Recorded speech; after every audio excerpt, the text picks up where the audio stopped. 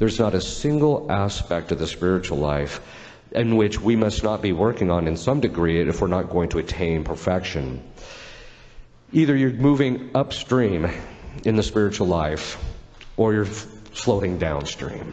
There's no just treading water. One of the biggest or most unfortunate things among a lot of Catholics is they like to reach a certain plateau where they're staying out of mortal sin. They might have a few venial sins they're struggling with. They feel comfortable in their spiritual life. They might be going to Mass regularly. They're receiving the sacraments, and life just seems kind of comfy, and they don't have to. And they know that in order to eradicate those last imperfections in their life, there's going to have to be a lot of suffering and a lot of self-denial, and so they shy away from it. Demons don't let you do that. God allows them into your life precisely to drag you one way or the other. Obviously, God allows demons in our lives, not so much that He wants them, but He allows them in our lives in order so that we can grow in virtue. We become the instrument of their humiliation. We become the instrument of their justice. See, when Adam ate the fruit and Eve ate the fruit, God said to the serpent, which is another name for Satan, He said to him, "Because you have done this, you will crawl on the ground all the days of your life and eat dust." Now, the crawling on the ground means this, that he will be constantly humiliated. Beelzebub, which is another name for Satan, actually admitted to me once that God the Father actually goes out of His way to set him up to get humiliated. Why? Because it's His just punishment, because his sin was pride. So He actually goes out of His way to humiliate them. The second thing is, He's going to crawl on the ground all the days of his life and eat dust. And then the fathers of the church ask them, "What's this dust?" And then they simply make the reply, "Memento homo quia pulvis est," which is the Latin for "Remember, man, that thou art dust." What that means is that the demons are now stuck with us. They hate us. They don't want anything to do with us, but now they are stuck with us. And essentially, because Satan caused our fall, he is now stuck dealing with us, tempting us, doing those things, which, by the way, it's true he gets a sadistic delight out of seeing us fall and us to see commit sin. But he has also admitted to me that one of the things that happens is every time he gets someone to fall, there is an increase in his shame. So that in point and fact, every time he gets us to fall, his suffering increases. And this is part of God's punishment, and we become the instrument of His punishment, instrument of justice by denying Him and by combating Him. Okay, so what are the levels of spiritual warfare?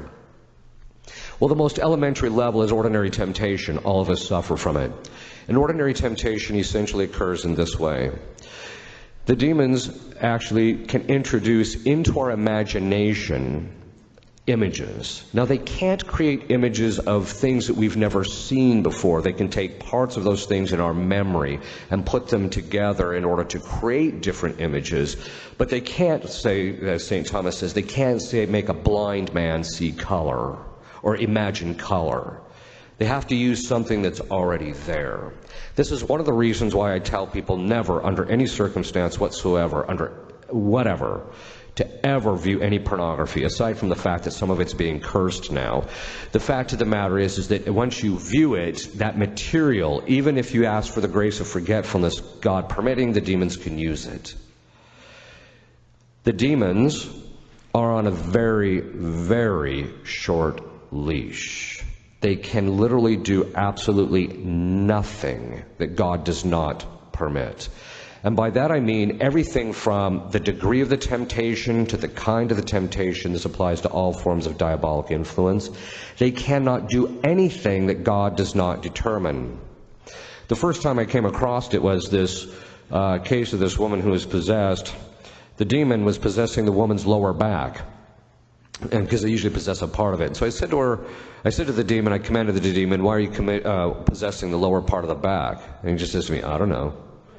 And I said, "What do you mean you don't know?" Oh, by the way, when I say it colloquially, it's actually very formal in session. I'm commanding the demons to tell me, "Why don't you know?" Right? And he says, "I don't know." He says, "When I entered, Christ restricted me to that part of the body." Now think what that means. And when they enter, one of the things that the church tells you when you're doing exorcisms is there's a series of questions that you're supposed to ask the demons and get the information out of. And what that actually tells you is, one of them, which is the sign of departure, is that when they enter, at least the head possessor, not necessarily all of them, the head possessor knows the complete dynamic of the possession. He may not know all the details of the process of his getting the boot, but he very often knows the date and the hour when he's going to get kicked out because it's revealed to him. There comes time when the suffering and the punishment of the demons is so extreme that the demons will literally turn to God and beg him to allow them to go back to hell.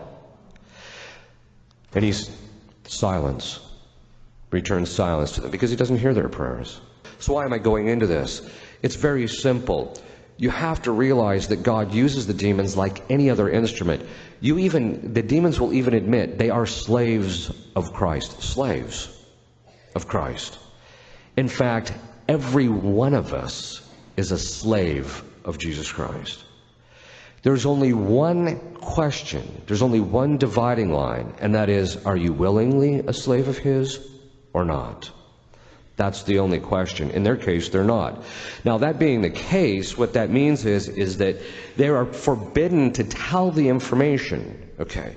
But in our lives, that means that every single aspect of their involvement in our lives is an indication to us from God what He wants us to become purified in, what He wants us to excel in virtue, how He wants us to work out our salvation, what kind of graces He wants us to beg for and achieve, the prayers that He wants us to use in order to that. Why? Because again, God loves variety. So He uses the demons for that. In temptation, there's a variety of different levels. Temptation can come in very, very subtle forms. The demons can be permitted in spiritual warfare to suggest even good things to good people to cause damage. This is one of the reasons why the saints talk about the gift of the Holy Spirit of counsel. The gift of the Holy Spirit of counsel is the gift by which we know what to do and what not to do in spiritual warfare, among other things. And so that's one of the things to ask for, is the gift of counsel.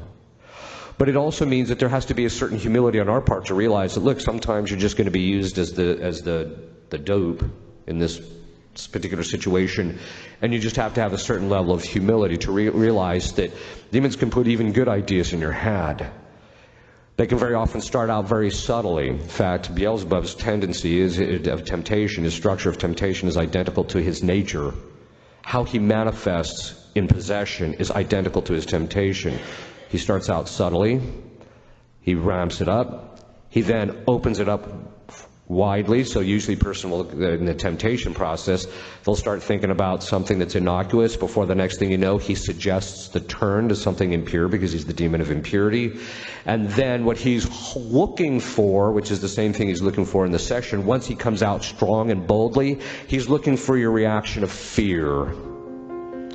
And the reason being is because when we're afraid, St. Thomas says, our mind is focused on the object of fear, and we ruminate about it in order to try and figure out how to get out from underneath it. And so what he does is he just suggests something, especially to men of sensitive conscience. Once the impure thought is then suggested, they react in fear, like I could fall here, and that's the hold that he has. Rather than it having the person immediately turning to God or to Our Lady and saying, I have perfect confidence in you. So these subtle things, that's how they can start out very subtly. So the very lowest levels are subtle forms of temptation. And then they can actually work up through it. But diabolic warfare is not just in relationship to temptation. I'm going to go through the higher levels, but we're going to talk about how it applies to us in our own particular lives.